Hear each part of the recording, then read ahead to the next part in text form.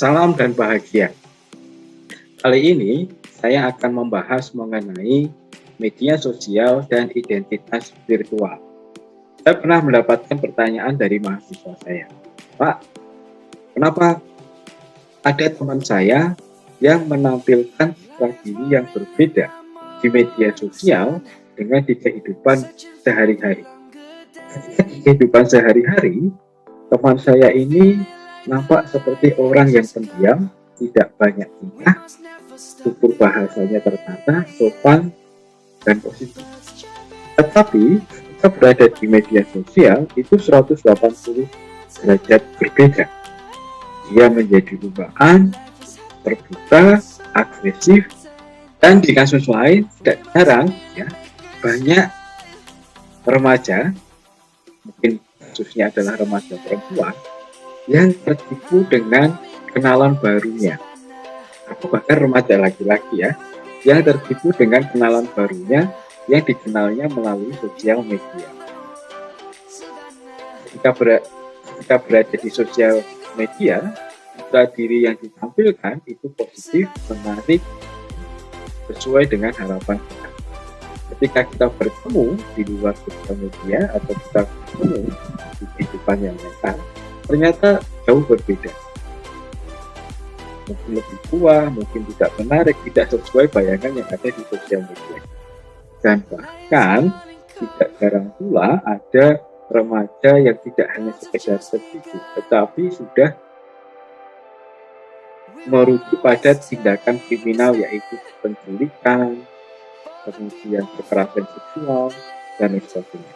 Dua ilustrasi tadi akan mengarahkan pembahasan kita untuk mendalami lebih dalam lagi mengenai apa yang kita maksud sebagai identitas virtual dan bagaimana sosial media itu menjadi ruang untuk mengembangkan identitas virtual yang mungkin saja berbeda dengan identitasnya, dengan dirinya dalam kehidupan nyata.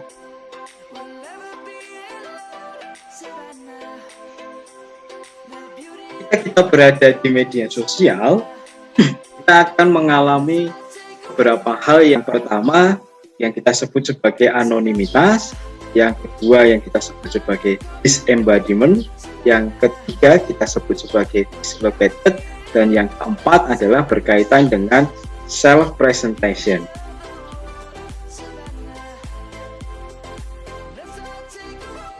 Media sosial memberikan kita ruang untuk anonimitas.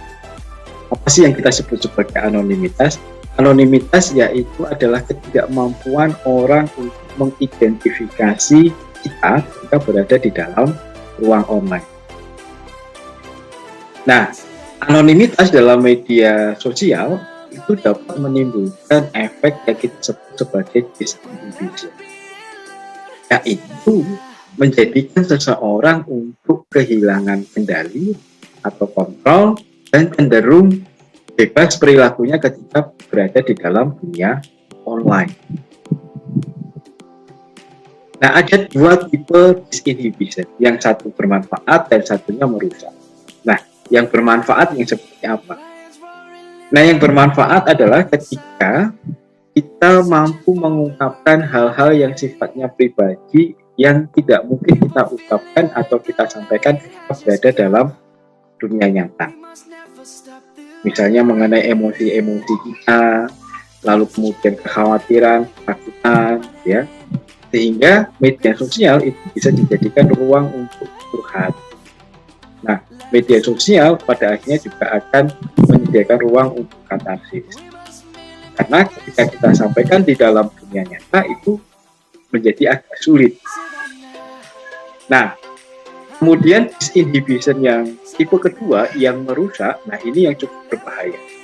Kebebasan yang kita miliki di dalam media sosial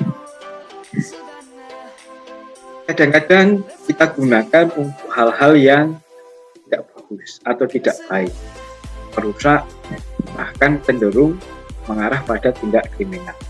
Misalnya menyampaikan kata-kata kasar, menyampaikan kalimat tuduhan yang cenderung fitnah, melakukan bullying, pada teman kita, pada ini yang lagi ngetren, membuli artis dan keluarganya, kan? Lalu kemudian ujaran kebencian kepada kelompok, suku, atau agama tertentu. Nah, tentu ini ada konsekuensi pidananya. Lalu kemudian, nah, tak jarang juga kebebasan yang kita miliki dalam ruang online ini kemudian menjadikan kita dengan bebas mengakses konten-konten pornografi.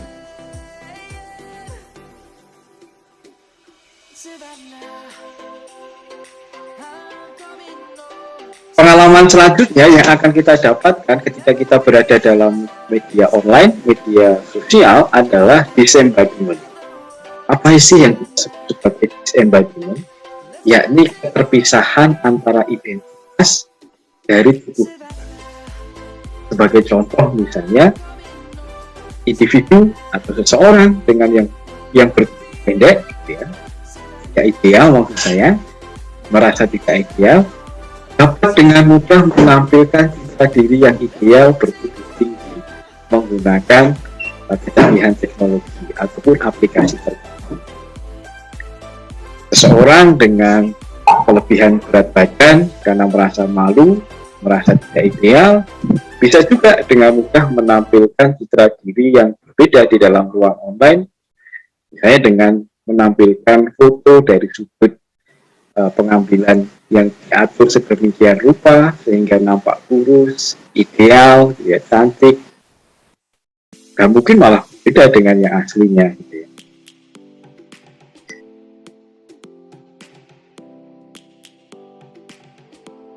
Pengalaman selanjutnya yang kita bisa dapatkan ketika berada di dalam ruang online adalah pengalaman dislocated. Nah, dalam interaksi online, di mana seseorang itu dipisahkan jarak dan waktu, seseorang mampu menciptakan ruang sosialnya sendiri, seperti yang dipersepsi dalam imajinasinya sendiri. Nah, sekaligus mempresentasikan dirinya sesuai dengan karakter imajinasi yang dia inginkan. Ini artinya media sosial itu mampu menghadirkan sebuah pengalaman yang disebut sebagai solipsistic introjection. Apa sih yang kita sebut sebagai solipsistic introjection? Yakni seolah-olah mampu menghadirkan secara visual dan perilaku lawan interaksi kita meskipun berpisah jarak yang cukup jauh.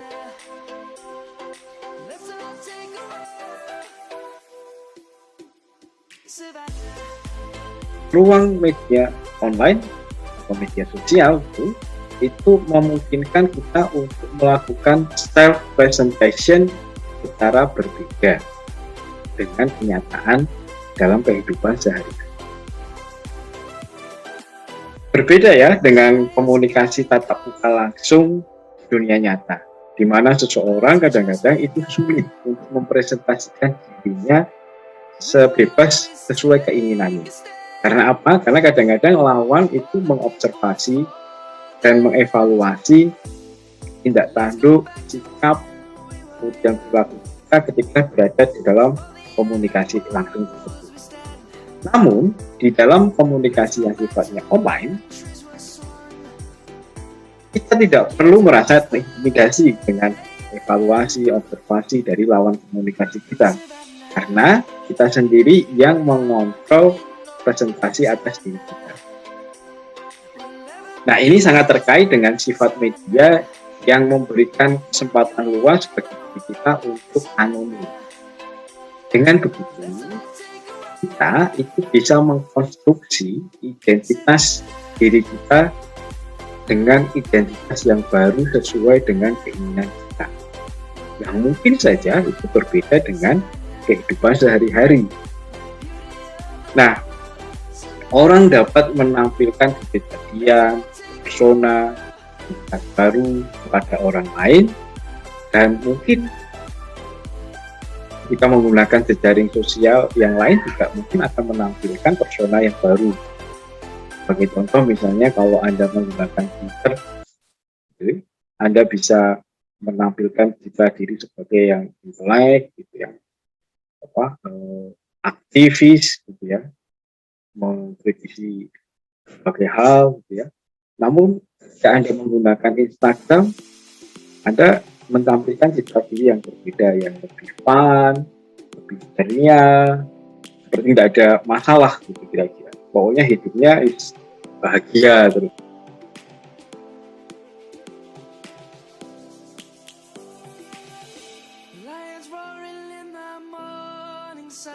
Selain media sosial itu memungkinkan kita atau memberikan kesempatan bagi kita untuk mengungkapkan diri atau mempresentasikan diri secara bebas dan nyaman, dari faktor diri kita sendiri itu juga memiliki motif internal untuk menampilkan diri kita secara bebas di dalam ruang media sosial. Nah, motif-motif apa sajakah itu? Mari kita akan bahas satu persatu.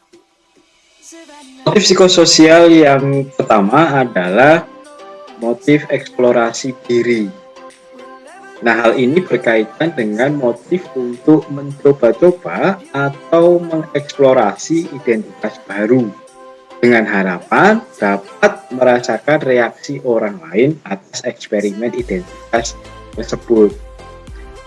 Nah, kenapa hal ini bisa? Karena anonimitas yang dimiliki dalam media online itu memungkinkan orang untuk melakukan eksplorasi identitas, sehingga memungkinkannya untuk mendapatkan pengalaman psikologis yang sama sekali baru.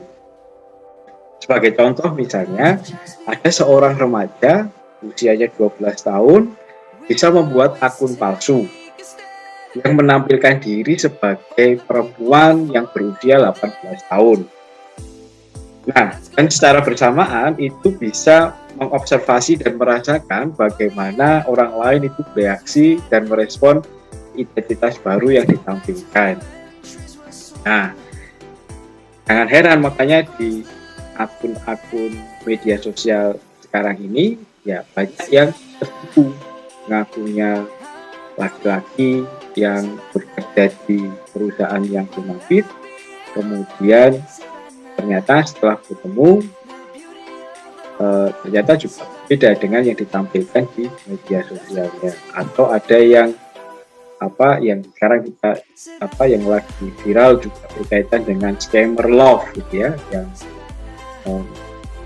berkenalan di media sosial kemudian saling berkomunikasi, tapi setelah bertemu ya ternyata berbeda dengan apa yang ditampilkan di dalam media sosialnya, sehingga tidak sedikit baik perempuan atau laki-laki yang tertipu. Motif psikososial yang kedua yakni berkaitan dengan kompensasi sosial, yaitu mengacu pada kecenderungan orang untuk mengkompensasi relasi sosial tatap muka atau menggantikan relasi yang dia lakukan ketika berada dalam tatap muka dunia nyata yang dinilainya itu negatif, dengan mencari atau membina hubungan baru melalui media online. Nah, hal ini bisa saja terjadi karena seorang yang merasa tidak bahagia dengan hubungan yang dia milikinya ketika berada di dunia nyata itu mempunyai kesulitan menjalin persahabatan, sehingga mengalami kecemasan. Atas dasar alasan ini, kemudian seseorang melibatkan diri secara lebih aktif dalam hubungan yang dilakukan secara online melalui media sosial.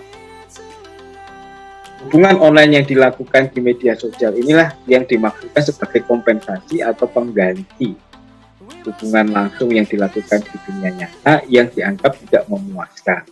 Motif kompensasi sosial ini sangat menonjol pada orang-orang yang ingin mengatasi rasa malu, kesepian, mencari dukungan, atau mengatasi self-esteem-nya yang rendah. Media sosial itu memang dipandang memiliki sifat atau karakteristik yang dapat mengatasi batas-batas dalam relasi sosial sehingga orang yang pemalu, cemas secara sosial, atau memiliki self-esteem yang rendah dapat menggunakan media online sebagai sarana untuk mengetahui lebih dalam orang-orang yang dikenalnya dalam interaksi tatap muka sekaligus berhubungan secara intensif dengan mereka.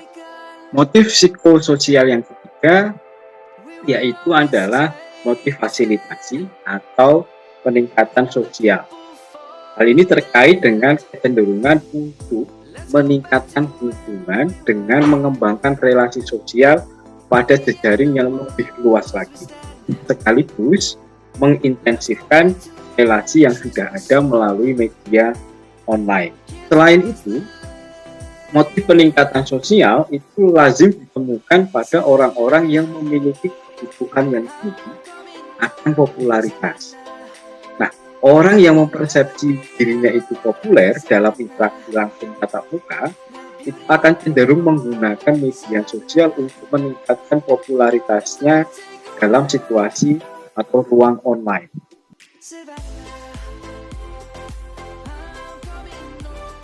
Hal yang perlu kita hindari dalam beraktivitas dalam media sosial yakni yang pertama berkaitan dengan toxic disinhibition. Seperti yang kita sudah bahas di awal bahwa toxic disinhibition ini adalah kebebasan dalam media sosial yang sifatnya merusak. Maka gunakanlah kebebasan yang ada dalam ruang media sosial itu secara benar. Hal kedua yang harus kita hindari ketika berada dalam ruang media sosial adalah inkongruensi self, ya. Karena apa? Karena media sosial itu memberikan ruang yang berjarak antara diri kita sesungguhnya dengan apa yang kita tampilkan dalam dunia maya. Nah, ketika kemudian kita menikmati atau nyaman dengan konsep diri yang ada di dalam dunia maya yang kita tampilkan, yang mungkin sangat berjarak beda dengan yang kita tampilkan di dunia maya, di dunia nyata, itu yang kemudian pada akhirnya akan membenamkan diri atau berlama-lama itu menggunakan media sosial, sehingga pada akhirnya ya menjadi kecanduan, menghabiskan waktu lebih lama di media sosial atau di dunia maya ketimbang kemudian beraktivitas bersama dalam kehidupan nyata bersama dengan teman-teman Anda. Baik, saya kira cukup sekian pembahasan kita pada video pembelajaran kali ini mengenai sosial media dan identitas virtual yang kita tampilkan. Terima kasih sudah menyimak dari awal sampai dengan akhir video pembelajaran ini, dan sampai ketemu di video pembelajaran berikutnya. Terima kasih sekali lagi. Salam.